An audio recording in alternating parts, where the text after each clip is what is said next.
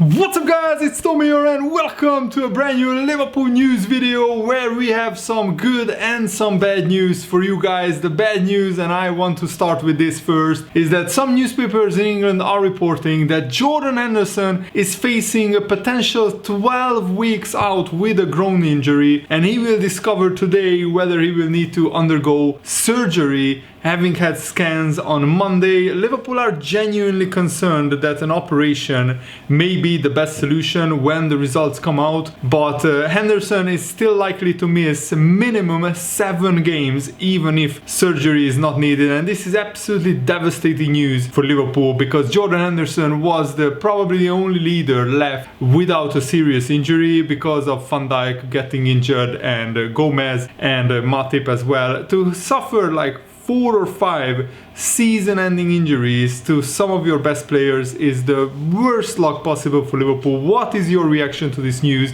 Let me know in the comments below. The good news is that Fabinho, Naby Keita and Diogo Jota could be all back for the Sheffield United game. Maybe not Diogo Jota, but Fabinho and Naby Keita will definitely be back for the Sheffield United game, and even James Milner as well. So at least some of the other injury issues are easing a little bit on Liverpool, and we will need James Milner's leadership in the absence of Jordan Henderson. The Athletic is reporting that if Henderson is out long term, he could even miss the Euros in the summer. That's how serious Henderson's injury is, and I think Henderson will do absolutely everything in his power to get back as quick as possible and as healthy as possible. But I think we should write off this Premier League season because there is no way that Liverpool will finish in the top 4 if Henderson misses the whole season, because without Henderson we don't have a leader on the pitch, and at times even with Henderson on the pitch Liverpool looked lost, looked clueless in the recent weeks. My only hope is that some of the big players that are playing well below their level, the likes of Firmino, Mane and others, will rediscover their form and drag Liverpool back into form, because the next 3 games, Sheffield United, Chelsea and Fulham, are absolutely must-win games for Liverpool, especially the Sheffield United and Fulham games. And Mane said that it's over for Liverpool in the Premier League and the Champions League is Liverpool's main target this season. So this is what Mane said in an interview with ESPN Brazil. First of all, before the end of the season, I think not only me but every single player in the squad has as targets. It's the same for the football club as well. Our target from the beginning was winning the Champions League, the Premier League and also the domestic cups, and now I can say it's over for the Premier League title. It's just too much, the gap. In our head, our self-belief, it's always never give up, and we won't give up, but for sure Man City are a great team and they are flying. Beyond the top 4 is right now our main target, the Champions League. That is our main target. To win it, not be second, but it won't be easy. You are going to face the best teams in Europe and we are here to beat the best in the world. We will do everything possible to go forward and win the Champions League. And I like the confidence, and I like that Mane is setting very high target, but I'm not sure this is the best time to talk about targeting winning the Champions League when Liverpool have no wins at home in 6 games, 4 losses in a row in the Premier League, 4 home losses in a row as well. So first, Liverpool need to start scoring goals. Liverpool need to start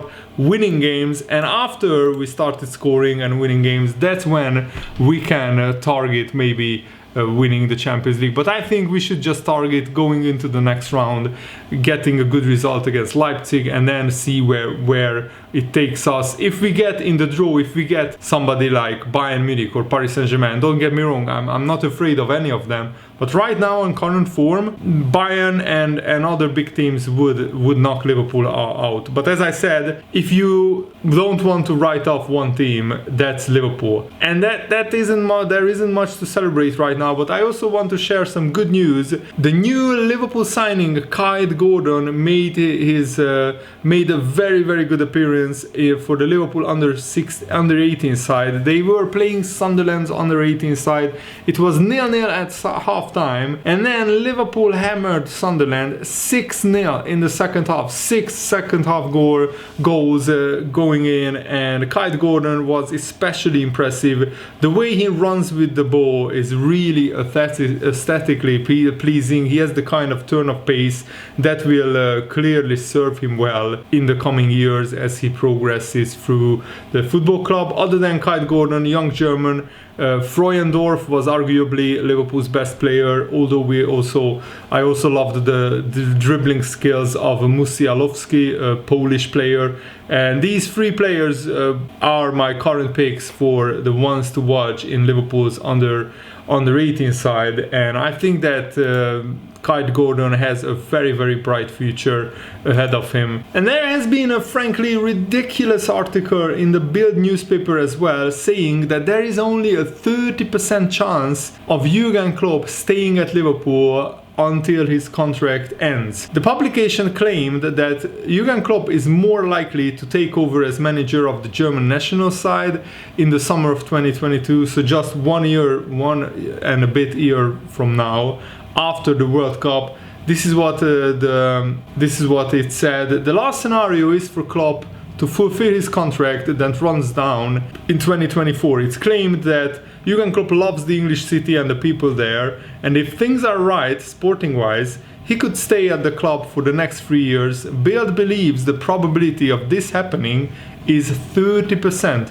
There is a good chance this number would only go higher if the overall package to become the Germany manager doesn't suit Jurgen Klopp. So this is probably just speculation, and also the German newspaper is probably trying to unsettle Jurgen Klopp, trying to plant that seed in his mind that he could leave Liverpool and become the Germany manager. Of course, Germany would want to have Klopp as manager because Jurgen Klopp is still, in my opinion, the best manager in the world. But of course, Liverpool are having a torrid time lately. In the past 2 months, we had an awful run of form, and this is not the best time to talk about Jurgen Klopp's future. Let's see where we are at the end of the season. Also, let's see how we perform next season. But I don't think Jurgen Klopp would want to leave Liverpool anytime soon. I think he enjoys the challenge of trying to rebuild the club, trying to bring through the next generation of great players.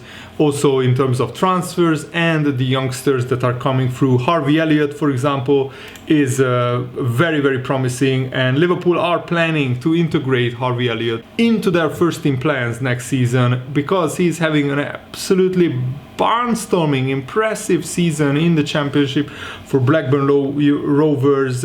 He's receiving plenty of attention, and Elliott has earned valuable experience with Blackburn. With 25 league games played, he got 4 goals and 9 assists for a 17-year-old. That is absolutely incredible. No one in the Championship has managed more assists than Harvey Elliott. Just think about it. There are 24 teams in the Championship, probably a 20-25 man squads for every team, and no other player has got more assists than Harvey Elliott, and he's only 17. He's one of the youngest players in the whole league, and he's leading the assist chart. What a remarkable run of form for Harvey Elliott. He has been consistent enough, which is justifiable for his age, but there has been he has been a little bit inconsistent. Sometimes he has great games, sometimes not so much, but that's, as I said, justifiable for his age. And Elliott managed 1.8 chances per game, and only 5 players in the Championship have done better. Out of those 5, the youngest is of course Liverpool teammate Harry Wilson, who is on loan at Cardiff City, and he's also more than 5 years older than Elliott. Wilson has vast experience, having played for Hull City, Derby County, Bournemouth before his loan move, and that makes Elliott's chance creation a whole lot more impressive. Blackburn Rovers are not really fighting for promotion, but they have laid the platform for Elliott to prove his credentials without any expectations on his shoulders. And of course, Elliott, probably the fans would have preferred if Elliott was fighting for promotion with Blackburn, but I think this is the perfect environment. He isn't under too much pressure, under too much scrutiny, and he can just perform at the best of his abilities. And I heard probably the funniest thing today, that the support referee campaign, which they called this campaign "Give the Ref a Hand," Premier League players will be urged to show support for referees by clapping them onto the field at the beginning of matches. That is the funniest thing that I've read all week. After all the disgraceful, absolutely farcical, diabolical decisions that they made, they expect players to clap them onto the field. I mean, in theory, it's a good idea, but right now, with so much controversy, so many bad decisions, almost every week, there is at least one shocking decision given by a referee or given by VAR, and I don't think the timing is right. They should do this at the beginning of the season, or when things calmed down a little bit, but now I think half the country is very angry at referees, and it wouldn't sit right with me if we would see just the players clapping the referees onto the pitch when they enter the field. Also, Queen's Park Rangers forward Charlie Austin has recently been talking about Liverpool, and he said that Liverpool only have 3 leaders in their squad. Jordan Henderson, James Milner and Virgil van Dijk are the players that Charlie Austin named.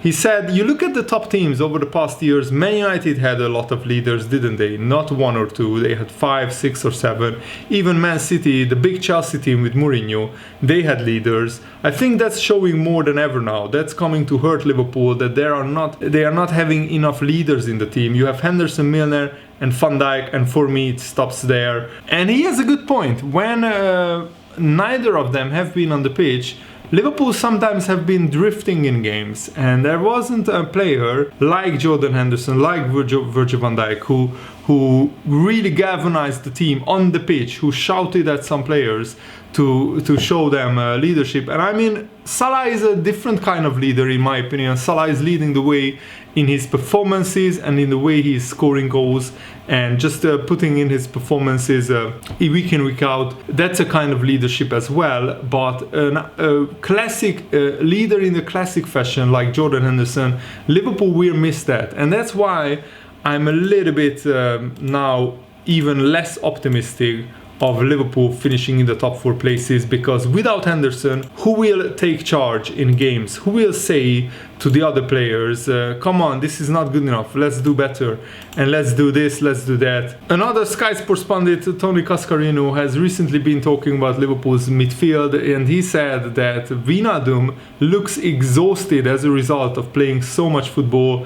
And that's the thing, half of Liverpool's team is injured, and the other half has to play in almost every game, and they are exhausted mentally, physically, emotionally, and it's a lot. It takes a toll on all the players, and that's why I'm not sure where our turn of form will come from. He said, I think Liverpool's midfield is as much of a problem for them at the moment as their defense. The best trio is Wijnaldum, Henderson and Fabinho, and two of those have spent big parts of the season playing at the back or injured. Wijnaldum looks exhausted, Thiago is clearly a class player on the ball, but he gives away a lot of fouls, and I'm not sure Liverpool are a better team with him there. The one thing that Thiago is missing, I think, is that he's a different type of midfielder. Liverpool usually get the ball to the forward players as quickly as possible, but Thiago, of course, likes to take a couple of touches and he slows the game down sometimes, which sometimes is good, but Liverpool, this is not Liverpool's style of play normally. Also, Sadio Mane insisted that Liverpool forward Firmino deserves more credit and he makes everything easier. That's what Sadio Mane said. But it is part of football. People always see just the goals scored, and without Bobby I don't see me and Mo Salah scoring as many goals as we have, to be honest. He makes everything easier for us, Firmino. Brazil are just lucky to have Firmino. I have always said to Bobby, you will have to change your nationality and come to Senegal and play with us in the national team. For me, that would be a dream. I just love him. I think he is my favorite teammate. And it's good that Mane is bigging up Firmino, because that's what you want to see from your teammates, really praising each other. And I think that Firmino is having a tough season, Mane is having a tough season, and there are multiple reasons for that. One of the biggest ones is that Diogo Jota has been out injured, so we weren't able to rotate the team as freely as we would have liked, and I can't wait until Jota is back, because that will give a breather to Mane, that will give a breather sometimes to Firmino, and that's exactly, I think, what they need. They need to just sit out a couple of games and let others run themselves into the ground, and when they can get back refreshed, hopefully that will give them the chance to regroup and to rediscover their goal scoring form, because like playing every 3 or 4 days for Mane and Firmino has taken its toll, definitely. So I really hope that we can get Jota back as quickly as possible. Also, Oliver Kay, another journalist, said this about the Henderson situation, the Henderson injury. Assessments are still being carried out, so the situation will become clearer in the coming days. But 4 to 6 weeks is the best case scenario for Jordan Henderson, to be out for 4 to 6 weeks. And there are fears that it will be a lot longer. Given the nature of groin injuries, this raises doubts over whether Henderson will play at all this season, and perhaps causes the England manager Gareth Southgate concern ahead of this summer's delayed Euro 2020 tournament. And Jurgen Klopp was pessimistic about the situation, saying that it doesn't look good, that the medical department weren't optimistic about Henderson's injury.